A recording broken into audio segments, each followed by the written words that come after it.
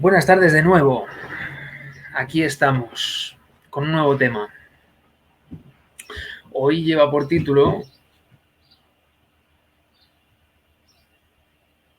lo que es la práctica en sí misma, que vamos a hacer hoy. Es una reflexión el tema de hoy. La necesidad de cambiar la forma de pensar. Bastante obvio, ¿no? Con ese título, pues, se entiende el enunciado. Bien. La necesidad de cambiar la forma de pensar. Hasta ahí todo bien, ¿no? Que necesitamos cambiar la forma de pensar. ¿Realmente necesitamos cambiar la forma de pensar?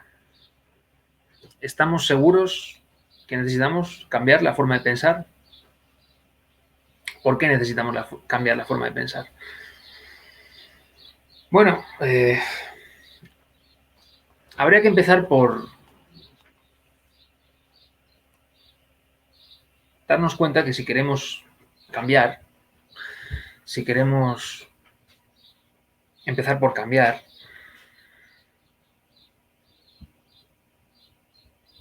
si nos damos cuenta que algo falla en nosotros, hemos hablado bastante sobre estos temas, si es que hay que empezar por algún sitio, lo que hay que cambiar, habría que empezar por la mente y por las emociones. Eso es lo que habría que empezar a cambiar. Este tema es divertido. Es divertido porque luego, pues si avanzáis y seguís en estos estudios gnósticos, veréis que hay gente que llevamos muchos años y no tenemos que dejar de olvidarnos de este punto. Porque es un proceso escalonado. Y este proceso se empieza por ahí, por la forma de pensar, por la forma de sentir. Y eso va a modificar nuestra conducta, va a modificar nuestros instintos y finalmente va a modificar nuestro centro sexual.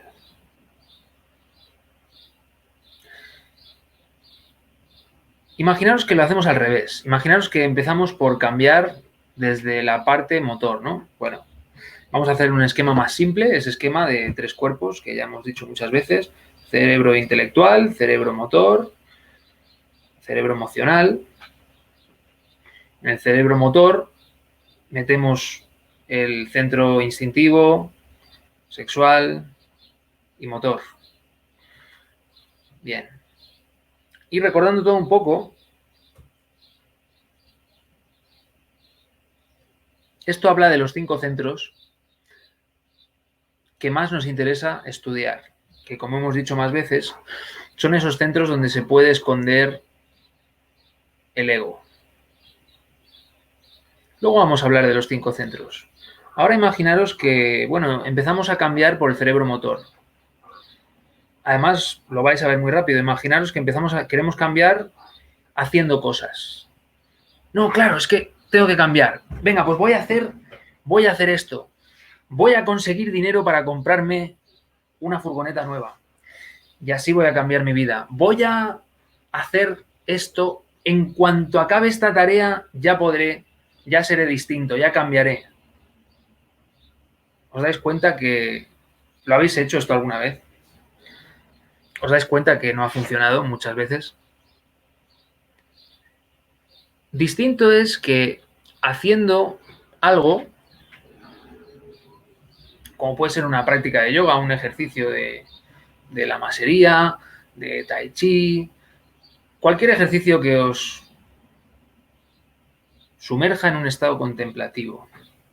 Claro, es un ejercicio físico, pero te obliga a cambiar tu forma de pensar. Si con ese ejercicio consigues cambiar la forma de pensar, entonces vamos bien. Eso va a ser probado en la meditación.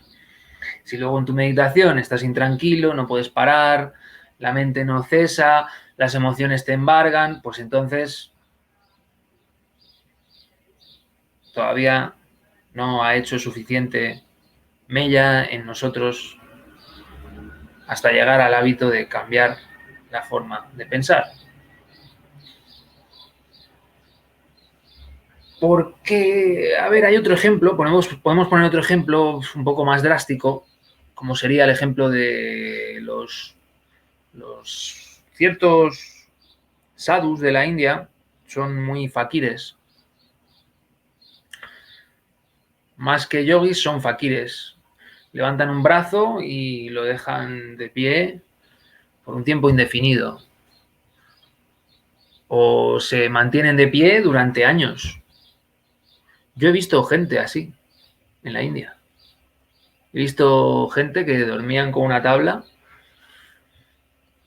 se ataban una tabla así con unas cuerdas a la pared y se apoyaban así la cabeza en la tabla y dormían de pie. Todo de pie. Todo. Absolutamente todo. Yo creo que al baño se ponían en cuclillas, pero era solamente cuando hacían sus necesidades. Durante años. Entonces, claro, generaban algo de voluntad, porque tampoco generaban un cuerpo de voluntad consciente. Pero, claro, dañaban sus cuerpos. Había otros que se ataban una pierna y se mantenían sobre un pie durante 3 años. Claro, quietos. Colgaba así un columpio en el árbol y ataban ahí un pie y ahí estaban. Y era una ofrenda que hacían. Ellos decían que esa era su sadhana. Ellos dicen, vamos, que esa es su sadhana, que es su práctica, que es el esfuerzo que transmiten a los demás. Ellos tienen toda una filosofía detrás de eso, pero en realidad, ¿qué consiguen? Uno, dañar el cuerpo, porque se les atrofian los músculos, luego igual los necesitan para otra cosa y no los tienen a punto, o su salud, o viven menos, tienen menos tiempo para desarrollar otras prácticas que tal vez puedan ser más importantes o les puedan ayudar más, les puedan generar cambios más perdurables. Porque todo esto hay que entenderlo. Nosotros no estamos despreciando ni los ejercicios de voluntad a los cuales hay que someter al dolor del camino del fakir, ni los de la devoción del camino del monje, ni los ejercicios esotéricos del camino del yogi. Nosotros no despreciamos ninguno de esos. Simplemente queremos abrir el crisol y ver todo esto para qué, ¿no? Bueno, ¿y todo esto qué? Porque ahora estamos en esa época. Estamos en la era de Acuario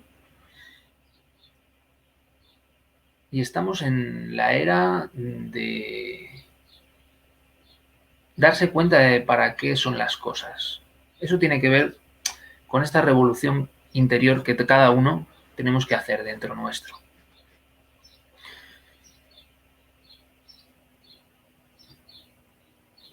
No serviría de nada empezar por ahí, porque realmente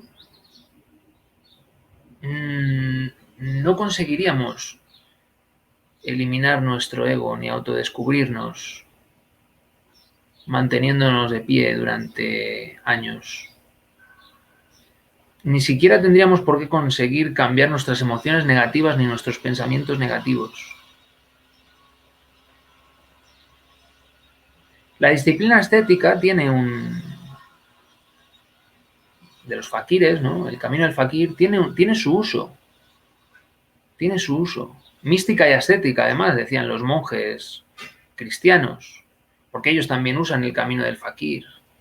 El camino del monje también usa el camino del fakir. Pero ¿de qué nos sirve afinar una guitarra? No, mira, tengo la guitarra con microtonos y todo. Suena, ¿lo oís cómo suena? ¡Pling! Tengo la guitarra completamente afinada, ¿no? Estamos poniendo nuestro cuerpo en firme disciplina, ¿no? Estamos haciéndole sufrir para que esté más atento, para conseguir un momento de éxtasis. Pero ¿de qué sirve tener la guitarra tan bien afinada Si la afinamos y la dejamos ahí, mira, suena perfecta. Ahora la dejo aquí. No, no la toques, no la toques porque se desafina.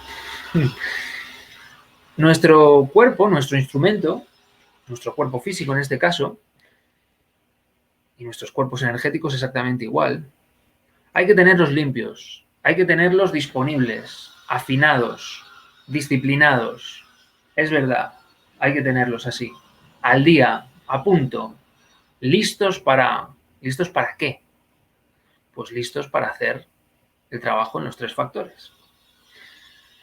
Que hemos dicho que son nacer, morir y sacrificarse por la humanidad. El orden de estos 3 factores sí que no altera el producto, porque hay que adaptarse a las circunstancias. Cuando uno descubre un error o algo que le está molestando, pues entonces se da cuenta que tiene que quitarle fuerza a ese error. Se da cuenta que tiene que morir. Ese ego tiene que morir. Ahí estamos cambiando nuestra forma de pensar. Claro, si empezáramos por el hacer, no cambiaríamos nuestra vibración. Tenemos que empezar por no dejarnos llevar por las emociones negativas. Las emociones negativas modifican nuestra forma de pensar. Ese trabajo podríamos decir que es más cercano. Y si os fijáis, me refiero cercano entre sí, ¿no? El trabajo de cambiar la forma de pensar contra cambiar la forma de sentir, perdón. Están muy relacionados, porque los pensamientos provocan emociones y las emociones provocan pensamientos. Son más fuertes las emociones, tienen más energía. Va a ser más fácil que las emociones provoquen pensamientos. Esto cualquiera lo puede observar. Pero ya lo explicamos con anterioridad. Tiene que ver con los 5 centros donde se esconde o se puede esconder el ego. ¿Cuál era el centro más lento? El intelectual, inferior. ¿Cuál era el siguiente más lento? El emocional, inferior. El siguiente más lento, ¿os acordáis? El cerebro motor. El siguiente más... Perdón, lo estoy diciendo mal. El más lento era el intelectual. El más rápido, el siguiente más rápido, perdón, el emocional inferior. El siguiente más rápido, os vais dando cuenta, es el motor. Los reflejos, los actos reflejos van mucho más rápido que la mente o el intelecto. Y más rápido que los actos reflejos del motor son los instintos. Los instintos son más rápidos y provocan emociones y movimientos y pensamientos. Y los más rápidos son los sexuales. El centro sexual es el más rápido y el que más fuerza tiene. Pero es muy inconsciente. Fijaros que cuanto más rápidos, resulta que son más inconscientes, más imperceptibles para nosotros. No nos damos cuenta y están sucediendo. Y no nos damos cuenta. Eso es por nuestra forma de pensar. Pero claro, no podemos empezar a modificar la parte sexual. Primero deberemos conocer dónde está nuestro error. Porque nosotros, desde que nacemos, usamos nuestra parte sexual. Desde que nacemos. El comportamiento sexual, decía Freud, el psicólogo, que se fraguaba en los 7 primeros años de vida. Entonces, desde que nacemos, la sexualidad tiene un papel, aunque no esté desarrollada todavía en el individuo.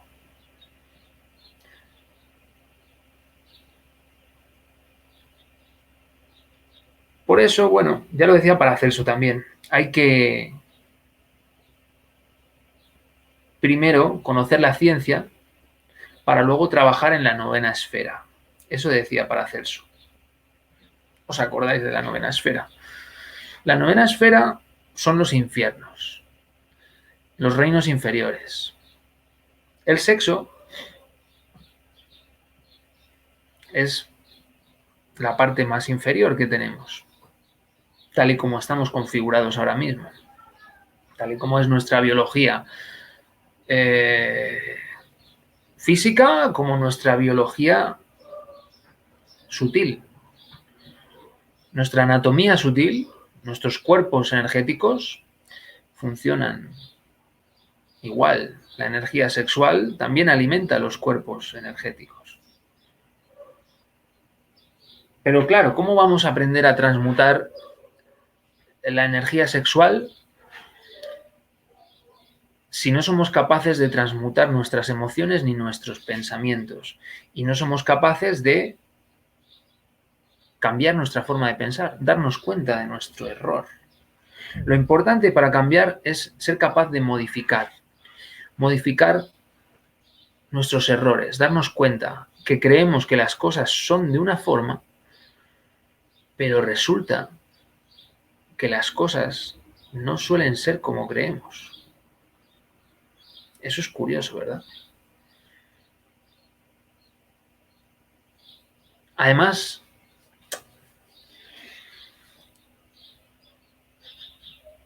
ahora mismo, la sociedad que vivimos, que ha creado después de la Segunda Guerra Mundial y después de la Segunda Revolución Industrial, pues en ciertos países del primer mundo sobre todo, ha creado una abundancia.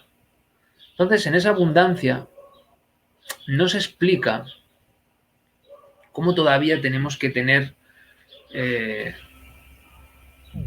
esa mala vida, esa forma de supervivencia. ¿Cómo tenemos que tener ese mal ambiente? Ese ambiente de emociones negativas que está normalizado en las escuelas. En las escuelas, los profesores, en la mayoría de escuelas del primer mundo, los profesores muchos no quieren ir. Y del tercer mundo igual. Salvo que sean unos colegios en los cuales todos los docentes, todos los profesores han creado un buen ambiente con su esfuerzo y su sacrificio de forma consciente, la mayoría de colegios, los niños van por sociabilizarse. La mayor excusa que tienen es la sociabilización, porque los sistemas educativos y los currículums educativos cada vez están peor. Todo esto es un sinsentido, no se explica. Bueno, y es porque están normalizadas las emociones negativas. Estamos demasiado acostumbrados a ellas, no nos damos cuenta del mal que nos hacen. Estaba el ejemplo de este hombre que, bueno, pues viene un familiar y le dice que su hermana ha sido víctima de un fraude, viene el familiar con una emoción así muy fuerte, muy caliente, muy enojado, muy indignado por esta cuestión. Y esta persona, del enojo, del colapso, de la impotencia, de la indignación de que su hermana ha sido víctima de un supuesto fraude, le da un colapso cerebral y acaba hospitalizado. Y me parece que acabó muriendo esta persona. Y precisamente murió de eso, de algo que le habían dicho. Y para más INRI, resulta que analizando el caso, tal fraude no había existido. Pero la persona que venía denunciando el supuesto fraude se había dejado llevar de emociones negativas y había exagerado y había modificado. Cuando nos dejamos llevar por emociones negativas, modificamos la realidad. Un buen día yo de pequeño me di cuenta que prácticamente todos los problemas del mundo eran cuestiones de malentendidos, ¿no? Fruto del deseo o fruto de la mente, de los laberintos de la mente. La mente es un archivador, es una secretaria la mente. Si te dejas llevar por las emociones y le dices que pongan las cosas, que ponga a la mente las cosas donde no la tiene que poner, entonces tú estás ubicando mal esa situación, ese contexto, ese pensamiento, ese suceso. Y eso es como tener una habitación desordenada. Puede llegar un punto que no sepas dónde estén las cosas, pero aunque sepas dónde estén las cosas no estarán en su sitio. No va a ser una mente limpia. Una mesa llena de cosas no permite trabajar. Cuando tú quieres trabajar, necesitas hacer espacio. En nuestra mente nos pasa igual. Necesitamos hacer espacio en la mente. Necesitamos organizarla. Necesita ser una herramienta útil nuestra mente para poder trabajar en la parte interior, en la parte espiritual. Puedes llamarlo también en la parte esotérica. Es lo mismo. Si nosotros conseguimos poner ese orden, podemos empezar a trabajar. Y claro, vemos que están muy unidos las emociones con la mente. Hay un tercer caso de gente que miente. Eso ya es por mala voluntad. La gente que de forma consciente y deliberada miente por mala voluntad. Quiere mentir porque quiere conseguir algún beneficio. Lo hace por mala voluntad. Hace un teatro por mala voluntad, hace una mentira, se inventa algo. Lo hacemos. Tenemos que observarnos, descubrirnos, autodescubrirnos, autodenunciarnos. Decir, bueno, pero ¿quién está haciendo todo este teatro? ¿Qué interés tengo yo en hacer todo este teatro? ¿Quién o qué internamente me está coaccionando? Porque nosotros creemos que nos coaccionan desde fuera, pero es mentira. La realidad es que nos coaccionamos desde dentro. Esto que os estoy contando es toda una revelación. Porque yo incluso esta teoría me la puedo saber, pero en determinados momentos que creo que es que me quieren hacer algo, que me quieren obligar a algo, es mentira. En realidad nadie nos puede obligar a nada.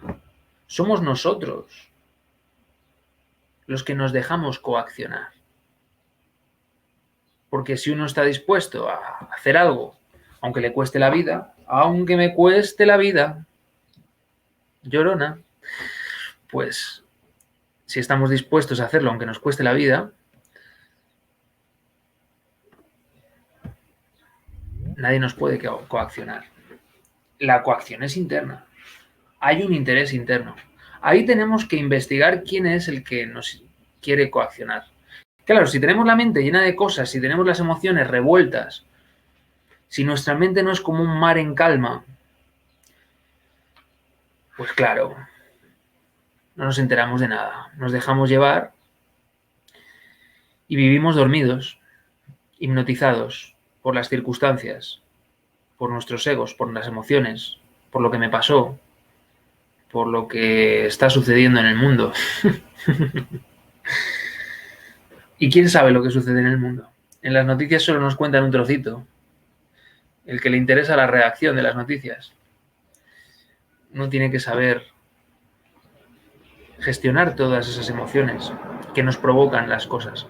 Si estamos atentos y observándonos, nos vamos a dar cuenta a cada instante de lo que está pasando. Pero eso ya es un nivel. Eso ya es un nivel. Un nivel que no siempre tenemos. Porque si uno se autoobserva, se dará cuenta que de repente, ¡ay! Ya me he olvidado de mí mismo. Bien, pues ahí nos tenemos que adiestrar. ¿Y cómo es que necesitamos una mente nueva? ¿Por qué necesitamos una mente nueva? Cambiar la forma de pensar.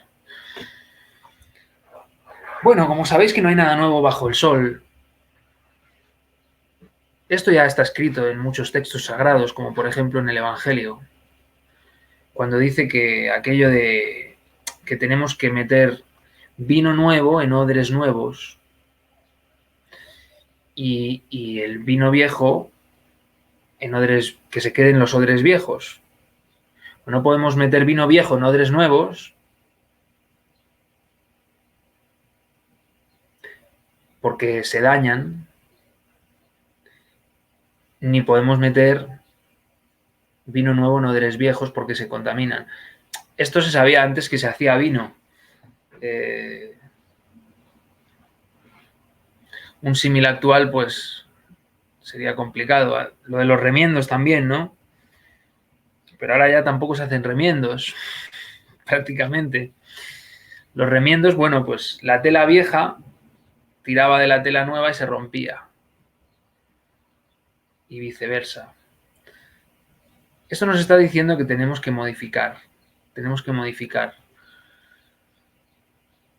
Si nosotros realmente queremos recibir la enseñanza gnóstica y queremos entender la filosofía gnóstica correctamente, necesitamos limpiar la mente. Necesitamos venir con una mente nueva, porque lo que creemos que es, no es. Y supone todo un trabajo llegar a ese punto donde percibimos las cosas con mente nueva, como si fuéramos un niño.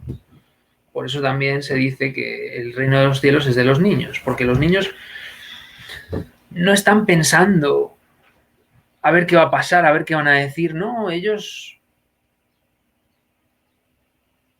pueden estar atentos y percibir las cosas. Desgraciadamente se está manipulando a los niños mucho. Yo lo veo y me entristece y trato de hacer cosas, pero parece que mis hijos también van a tener que lidiar con eso, por el estilo de vida moderno. Y los padres igual no tenemos todo el tiempo que nos gustaría o no hemos modificado todavía nuestras condiciones lo suficiente como para quitar los niños de las pantallas. Las pantallas les condicionan mucho, les quitan la calma mental, proyectan ideas sobre ellos, les crean países psicológicos cada vez más abominables. Si veis los dibujos animados que hay ahora mismo en la actualidad, son monstruosos, tienen cosas que son abominables verdaderamente. Y pues, los dibujos te lo van normalizando.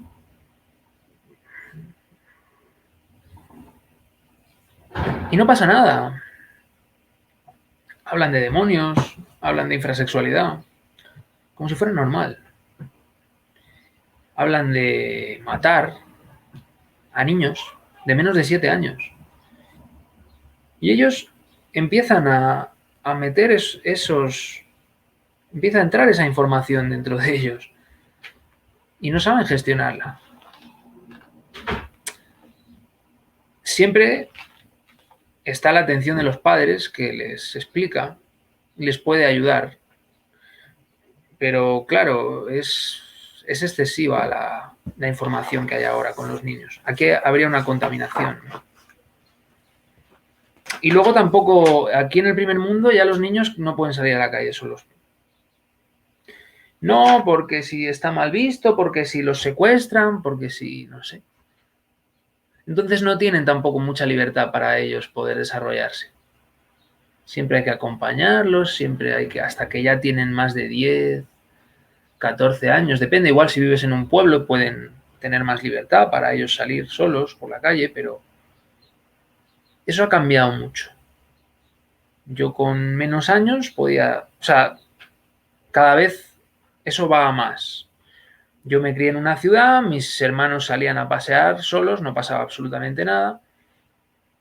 Ya cuando yo tenía 8, 9, 10 años, ya mis padres me decían, no, no estés por la calle, que por la calle en las ciudades había drogadictos, había pues impresiones negativas. o situaciones peligrosas. Y ahora pues es más todavía. Eso también choca mucho, ¿verdad? Es muy contradictorio, que se supone que el primer mundo es un sitio tan seguro. Sí, bueno, aquí es difícil que venga alguien a pegarte un tiro. Sucede, pero poco. Pero bueno, digamos que todo parte del hipnotismo. Todo esto son consecuencias de ese hipnotismo. Nos movemos muy por modas. Lo que hace la gente crea un egregor y nosotros seguimos el ambiente. Y encima estamos educados a hacer eso. Claro, tenemos que empezar a pensar de otra forma. Tenemos que empezar a mirar la vida de otra forma. Porque están sucediendo muchas cosas, sobre todo dentro nuestro, de las cuales no somos conscientes o somos muy poco conscientes. Si todavía no nos hemos dado cuenta, pues tenemos que abrirnos para darnos cuenta. Y si ya nos hemos dado cuenta, bueno, pues tenemos que ir poco a poco ganando ese terreno a la inconsciencia.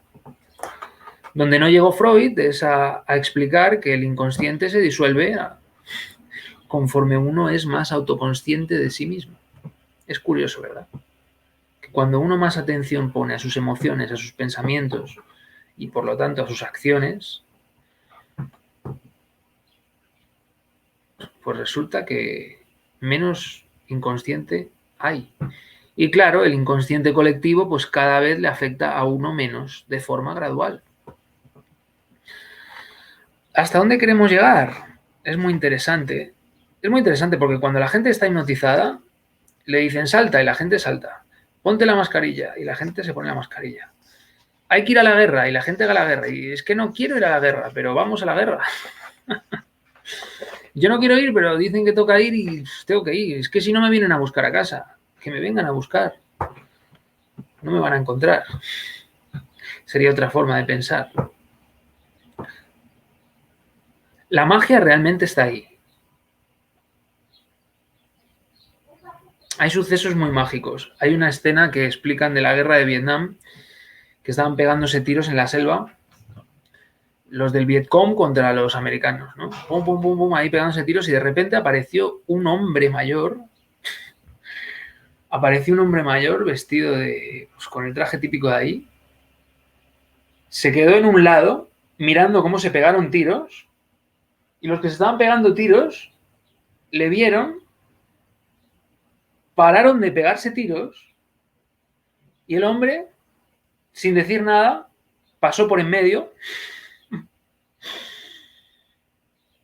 y cuando pasó el hombre, los soldados de ambos bandos volvieron de su sorpresa y siguieron pegándose tiros. ¿Es increíble o no es increíble? Cosas de estas siempre suceden, siempre suceden. Pero claro, ¿qué creéis que estaba pasando ¿Qué sentimientos creéis que tendría ese hombre? Podría identificarse con los del Vietcong. Es que están los americanos pegándome tiros aquí en mi tierra. Sin embargo, el hombre no se identificó con nada. Obviamente esa persona tenía un desarrollo interior. Ese hombre tendría algún tipo de maestría para poder hacer eso. No se identificó con nadie. Y en ese momento, fijaros qué fuerza tiene, ¿eh? Hay otra que está grabada en vídeo. Esa es emocionante. No sé si la habéis visto. Unos tanques que van en China hacia, creo que es la plaza de Pekín, no me acuerdo del nombre, que iban a disolver una manifestación de estudiantes, pero a tiros. Iban a pasar los tanques por encima de los manifestantes. Y iban hacia la plaza de Pekín los tanques. Y un hombre mayor, de 50 años, tal vez, o más, que venía con las bolsas de comprar, vio los tanques y se paró delante de los tanques. No sé si habéis visto esta escena. Se paró delante del tanque sin decirle nada y no le dejó pasar. ¿Os dais cuenta de este detalle? Enfrentó al tanque y pudo con él, y era el primero de la fila. El tanque le intentó esquivar al hombre y el hombre se puso delante del tanque y le dijo, si quieres matar a ellos, primero me vas a tener que matar a mí. Y el tanque no pudo pasar por delante de ese hombre. El hombre se sentó encima del tanque cuando el tanque paró. Se sentó a jugar encima del tanque. Y los tanques se acabaron dando la vuelta. Y no murió nadie.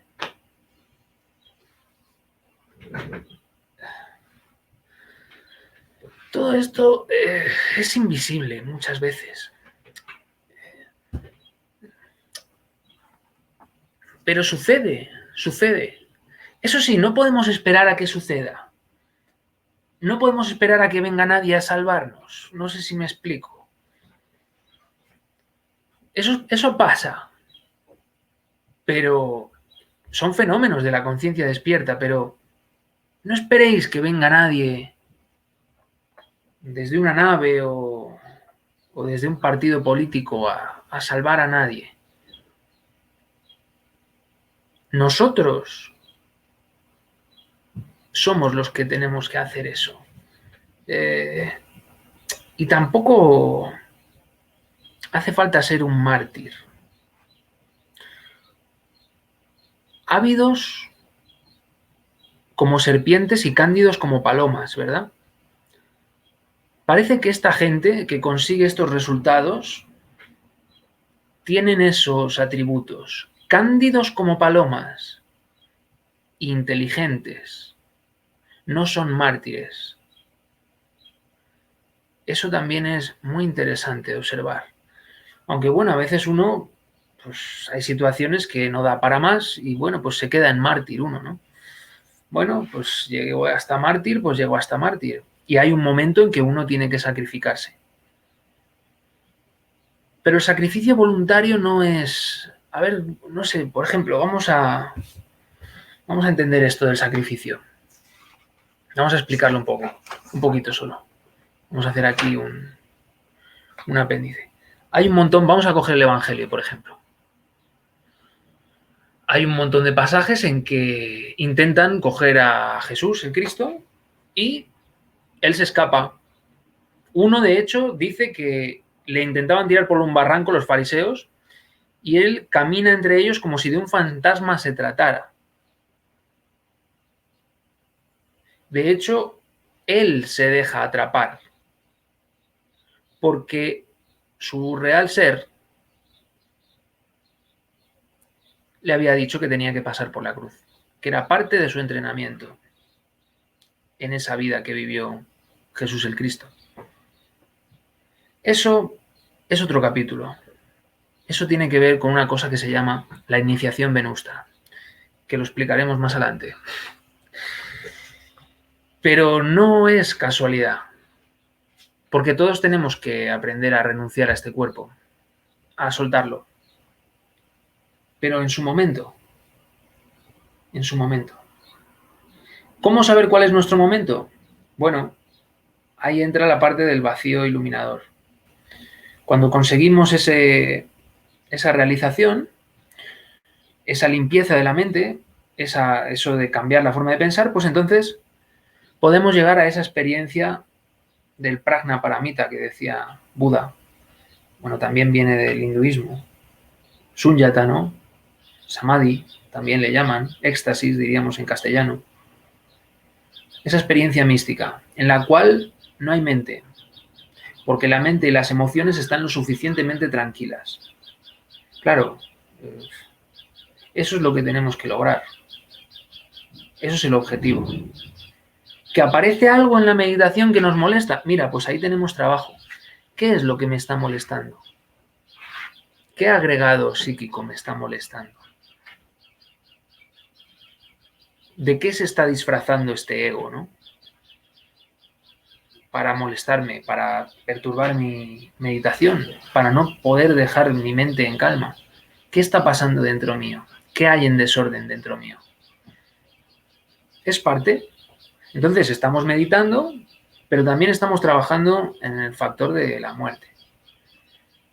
Cuando entendemos estos procesos, es que podemos empezar a trabajar con el factor de la transmutación sexual. Pero primero tenemos que entender, porque si no, ¿qué va a pasar si no?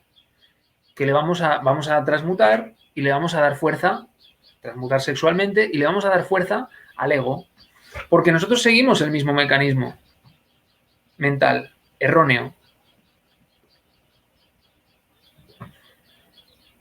Esto es un poco como el Club de la Lucha. Yo no sé si habéis visto esa película. Es un poco como el Club de la Lucha. Tenemos que motivarnos mutuamente para entender, ¿no? Y para darnos cuenta de la utilidad. Cuando uno empieza a comprender esto, todavía nos autoengañamos a veces o caemos en nuestras mecanicidades, pero si uno va cogiendo todas sus mecanicidades, sus distracciones, sus autoengaños, sus contradicciones, sus incoherencias, uno mismo, eso no lo puede hacer nadie más que uno mismo, y las va enfrentando, las va poniendo a raya, el juego se acaba. El juego se acaba.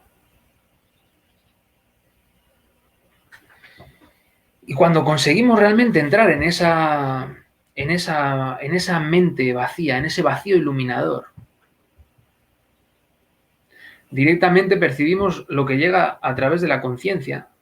Realmente en esos instantes, porque suelen ser instantes, la mayor parte del día nos la pasamos distraídos o hipnotizados, en esos instantes conseguimos conectar con nuestro real ser y empezamos a valorar más esos instantes.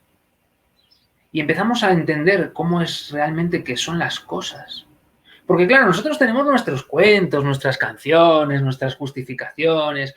Uy, no, es que esto es así, porque esto es muy complicado y buf, y nuestra mente no nos deja avanzar. Nosotros mismos tenemos las excusas. Está aquel dicho, ¿no?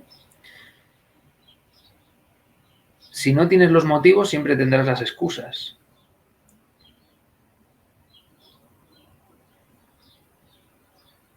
Realmente si estamos aquí es porque, bueno, parece que el mundo ya nos va aburriendo, ¿no? Nos va empezando a... Todavía nos gusta comernos yo qué sé, un croissant de chocolate o sentarnos a tomar una cerveza o algo que nos haga sentir bien, ¿no? Distraernos con algo. Todavía está eso ahí. Bueno, hay sanas distracciones. Pero claro, ya me voy dando cuenta que cuando uno está en ese estado de no mente, de dejar que se manifieste la conciencia a través del intelecto o a través de las emociones, de darse cuenta quién está hablando dentro nuestro cuando estamos hablando. En esta casa que tenemos, que somos nosotros, esta casa del espíritu, ¿no? Que dirían los cristianos, en esta casa del espíritu ¿quién está hablando? ¿Quién se quiere hacer con el poder? Además, todo eso tiene un sabor emocional, tiene un sabor intelectual. Hay algo que nos dice, no voy bien, algo está pasando aquí.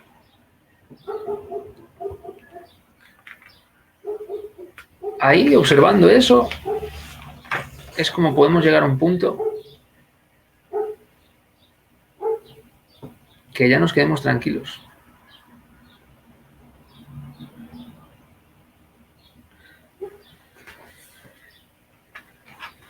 Y ahí es donde podemos generar cambios en nosotros.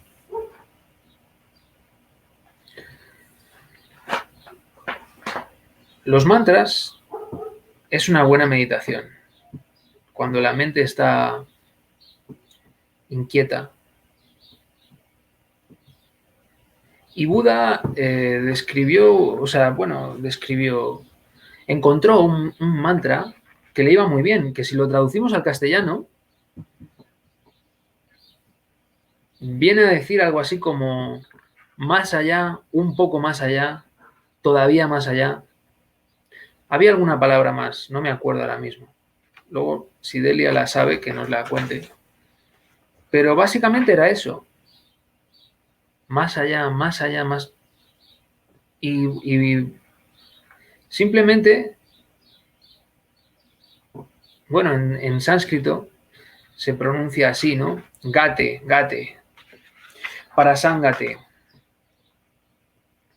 Gate, gate, parasángate, bodhi soja. Tengo que decir de carrerilla. Gate, gate, parasángate, bodhi soja. Sí, eso era. Más allá, todavía más allá, emancipación. Esa era la traducción que yo leí. O emancípate. Qué simple, ¿verdad? Gate, gate, parasángate, bodhi soja. Bien, pues la práctica de hoy es esa. Es repetir ese mantra. Hasta que la mente ya se va quedando calladita. Como decía Blavatsky, en el silencio de la mente, en la voz del silencio, es donde nos habla el ser.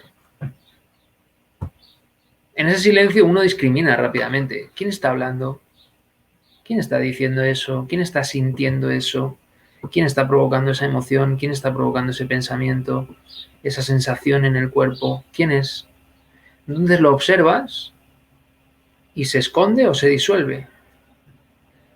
Si está muy fuerte es porque requiere un trabajo con el factor de la muerte, de la disolución, de los agregados psicológicos, de aquello que no es nuestro, de aquello que no es nuestro ser, de aquello que viene de un trauma. ¿Sí? Y bueno, también hay que estar abierto, porque cuando uno a veces no puede, pedid y se os dará.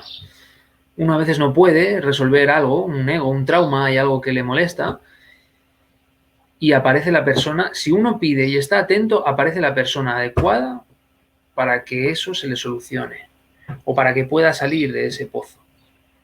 Pero claro, tenemos que estar abiertos y atentos.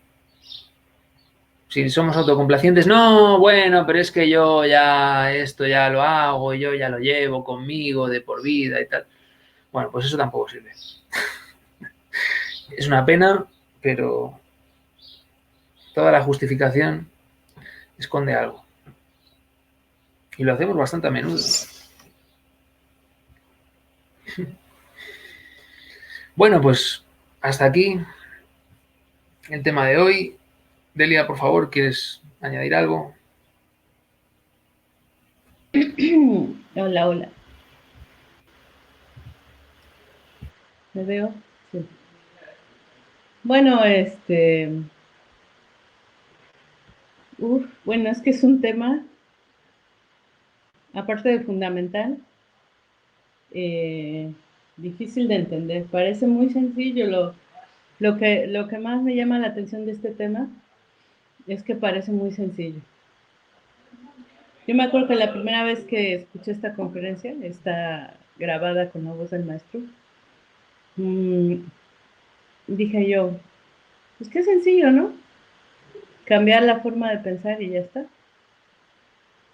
Y después con el tiempo me he dado cuenta de su terrible complejidad, ¿no?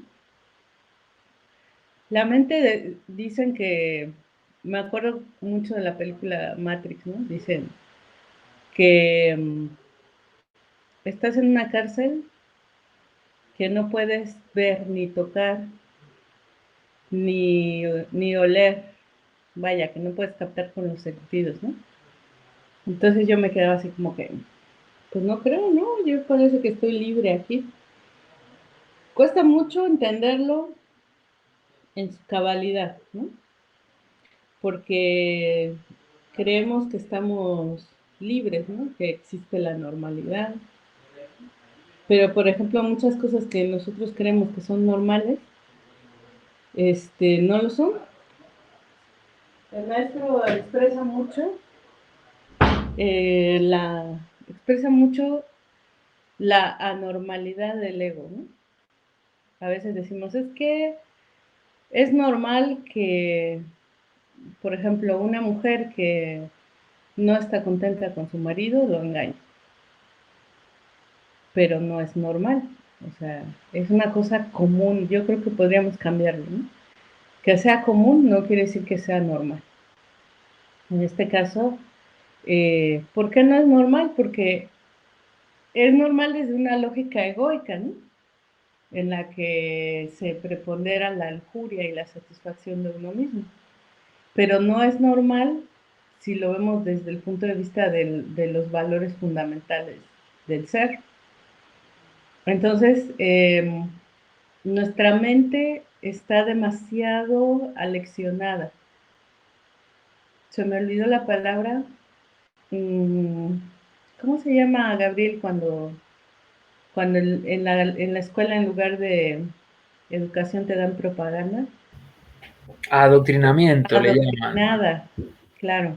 Pero bueno, ya sabes que Nuestra esta mente está palabra, adoctrinada, pero no nos damos cuenta. Es que lo más interesante es que te puedes dar cuenta a un nivel superficial, pero cada vez descubres más cosas adentro y más adentro y más adentro. Y yo, por ejemplo, veo ahorita a mis hijastros adolescentes y nada de lo que dicen, piensan, quieren o hacen es original. Nada, pero nada. Hasta ahorita no les he visto ningún comportamiento original. Están adoctrinados porque eso es lo que reciben, eso es lo que ven, ¿no? Entonces, si ellos tuvieran la capacidad de cambiar su forma de pensar, pues se verían rarísimos a los ojos de sus semejantes, ¿no? De sus pares. Entonces, nuestra mente está entrenada en este ambiente de la anormalidad del ego. Entonces, ni siquiera nos damos cuenta de qué manera la estamos pensando con ideas que hemos tomado de otros sitios.